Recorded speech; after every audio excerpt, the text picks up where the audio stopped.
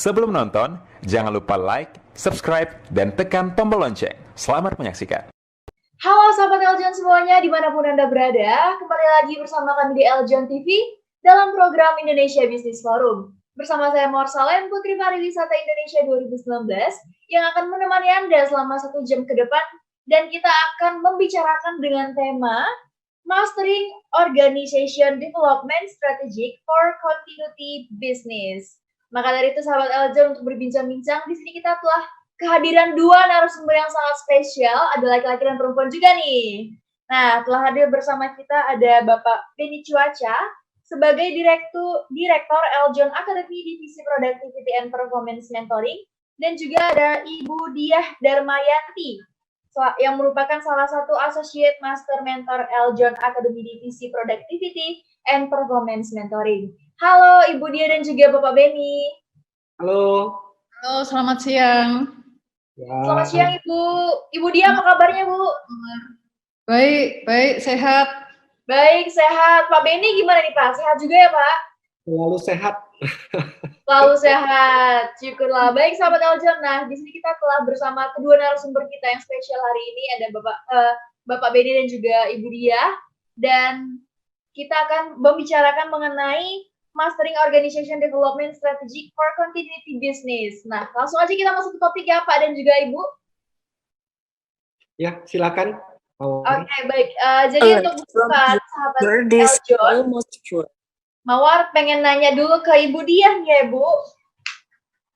Ya. Mawar pengen nanya nih Bu, sebenarnya apa sih arti dari productivity and performance nih?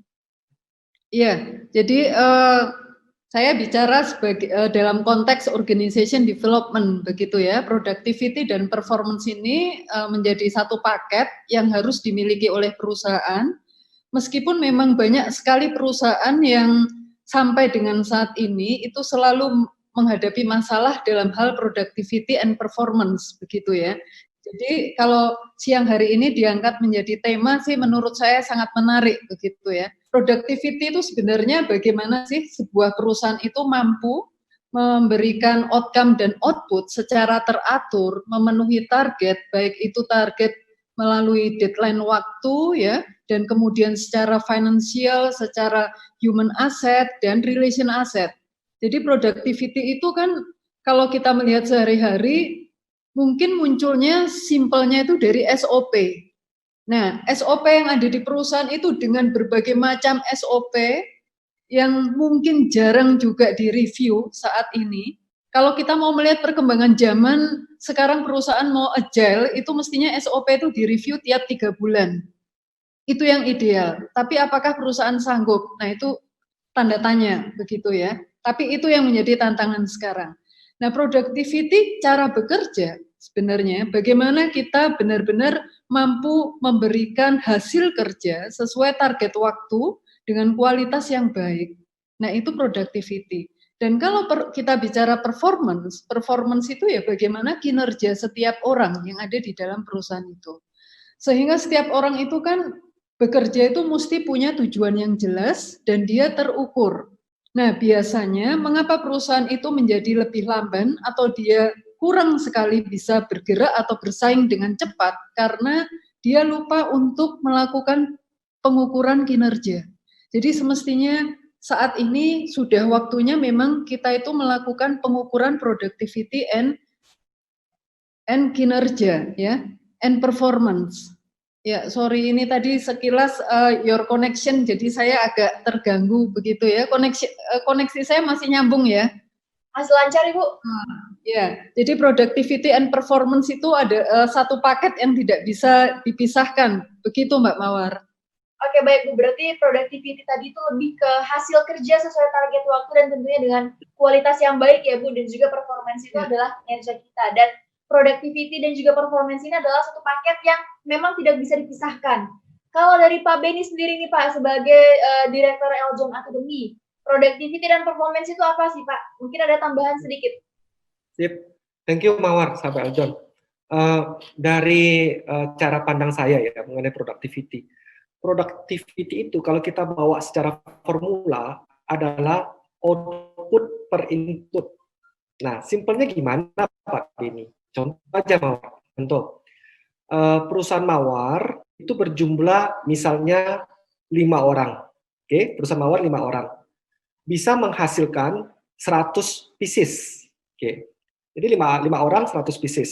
Berarti satu orangnya bisa menghasilkan 20 pieces. Benar ya Mawar? Iya. Oke. Satu orang 20 pieces. Kalau perusahaannya Pak Beni, contoh, Pak Beni itu butuh orang 50 orang jumlahnya untuk menghasilkan 100 pieces. Nah, jadi satu piecesnya itu satu orang itu cuma bisa menghasilkan 2 pieces. Sedangkan di perusahaan Mawar itu adalah satu piecesnya, satu orang itu bisa menghasilkan 5 pieces. Nah, jadi bagaimana dengan perusahaan Mawar tadi yang memiliki productivity tadi yang tinggi, coba Mawar bayangin aja, dengan orang jumlah SDM Mawar yang begitu sedikit, ya, dengan jumlah manpower tadi yang begitu sedikit bisa menghasilkan lebih. Kira-kira Mawar itu cost-nya itu tadi, apakah cost-nya lebih mahal siapa? Lebih mahal Pak Beni atau lebih mahal di Mawarnya cost-nya? Lebih mahal Pak Beni ya Pak? Betul. Nah, kalau sudah lebih mahal daripada cost-nya di saya, otomatis harga produk itu kira-kira bisa bersaing nggak Mawar? Wah, sulit ya Pak kalau harganya jadi lebih mahal nanti. Nah, itulah Mawar yang dialami sekarang Mawar, yang dialami dari observasi saya, rata-rata perusahaan kita ini, korporasi kita ini, kenanya di situ Mawar. Nah, itu satu. Terus performance apa Pak Beni? Performance. Performance itu saya sepakat dengan Bu Dia ya, itu adalah pengukuran kinerja. Nah, saya pandang dari sisi sebelah sananya lagi ya, beda mindset, cara pandangnya gini. Perusahaan itu harus punya yang namanya KPI corporate. Jadi visi misi itu Mawar, sahabat Eljon semuanya, visi misi itu merupakan suatu narasi, katanya orang kan terukur, ada jangka waktu segala macam, deal, clear sama saya. Pertanyaan saya, kalau visi misi tadi itu kita nggak pernah turunkan menjadi KPI corporate per tahun, terus apa yang mau dicapai? Nggak tahu Pak, pokoknya kita mau jadi terbesar di Sumatera, di Jawa. Berapa sih volumenya? Kapan kita mau capai itu? Kita turunkan. Contoh, tahun 2021, revenue yang ingin saya capai itu contoh doang, 1 triliun misalnya. Jelas toh, terukur toh. Yang kedua, saya mau marginnya 20%, contoh doang. Saya mau cash flow-nya segini, saya mau resources-nya segini. Itu diturunkan semua menjadi KPI corporate. Dari KPI corporate tadi itulah baru kita turunkan lagi menjadi KPI divisi, departemen, sampai ke individu. Sehingga orang clear mau kejar apa sih. Nah, kalau KPI individu tadi itu masing-masing orang bisa mendapatkan nilai A, dikonsol lagi ke KPI corporate, pasti KPI corporate kita bisa dapatin nilai A itu loh. Nah, ini semua merupakan satu cycle antara productivity dan performance Mawar. Demikian Mawar, dari saya Mawar. Oke, baik Pak Beni dan juga sahabat Elton, berarti cukup jelas ya di sini tadi telah jelaskan apa sih arti dari productivity dan performance itu sendiri. Nah, tadi kan kita berbicara mengenai pengertian dari productivity dan performance nih. Menurut Ibu Dia sendiri, pasti productivity dan performance itu menjadi syarat mutlak sebagai kelanjutan suatu organisasi. Bagaimana? Apakah kurang jelas suaranya di tempat saya? Sorry Mbak Mawar. Oke, baik Bu. Sahabat Eljon, maaf saya ulangi lagi pertanyaannya Bu. Kenapa sih productivity dan performance menjadi syarat mutlak kelanjutan suatu organisasi?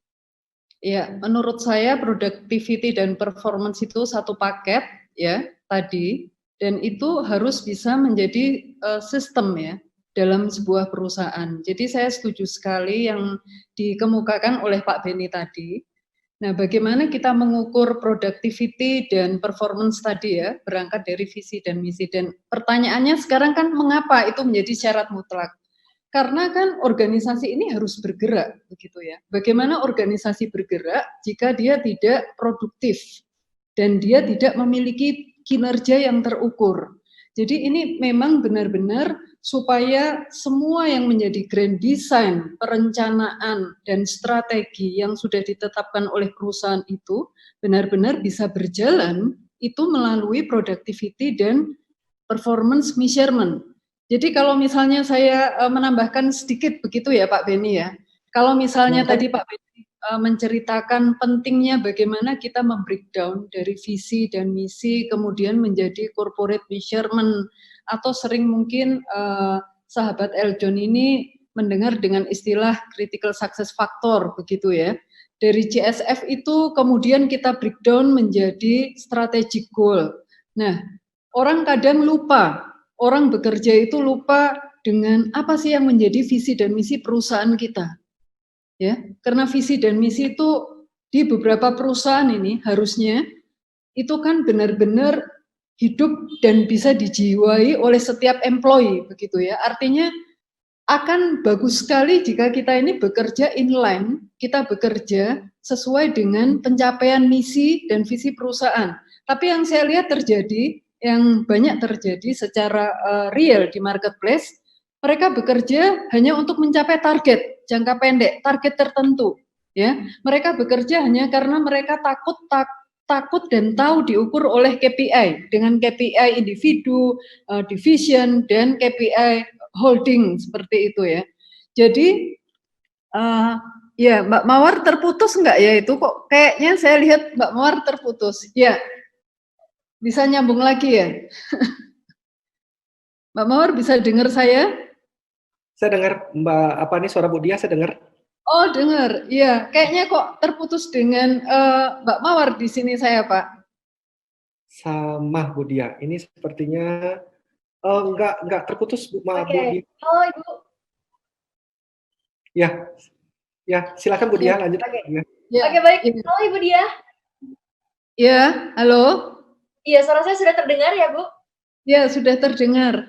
Tadi ya, saya lihat suaranya sempat agak terputus, cuman tadi alasan kenapa productivity dan performance itu sangat penting adalah karena memang suatu organisasi, perusahaan atau asosiasi itu bisa berjalan kalau memang productivity dan performance-nya harus bagus ya Bu.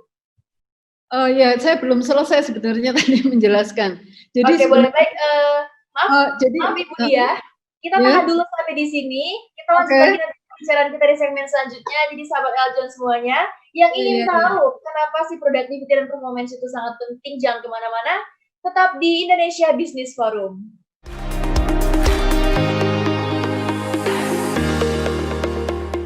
Halo Sobat Eljon semuanya, jangan lupa untuk like video ini dan juga subscribe Eljon TV ya, sekarang juga.